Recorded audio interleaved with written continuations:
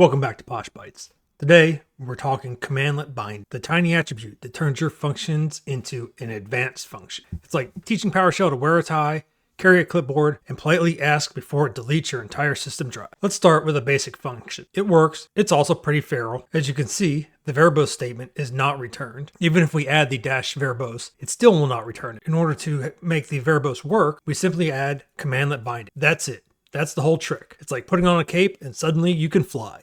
So CmdletBinding is actually a pretty big deal. It's more than just verbose. You get verbose, but you also get debug, error action, warning action, information action, and all their other friends. For example, the following function will still allow the script to continue, but we all know nobody wants to continue when Vogon poetry is involved. So we add our friend error action to tell it to stop. But wait, there's more. When your function changes stuff, you want it to ask nicely before going and making those changes. You can start by asking your function, what if? Just like a toddler, it will keep asking the question, but not actually do anything with it. By setting the confirm impact, you can have your scripts prompt the user before actually doing anything. And of course, for those of you who like to live dangerously, you can always bypass the prompt with the dash confirm : false. And lastly, for this video, not for CmdletBinding because I could continue for hours on this, is the default parameter set name. Parameter sets are PowerShell's way of saying you may choose one logical path through this function and chaos is not an option. They prevent users from combining parameters that don't make sense together, like ordering both soup and salad for your starter and insisting you'll still have room for your main course. The parameter sets are what allow me to use the same position for both parameters and only pass in one, even when both are set to mandatory. In fact, if I tried to pass in both at once, it would fail. Now we can see the dash name goes down the name path, and the dash path goes down the path.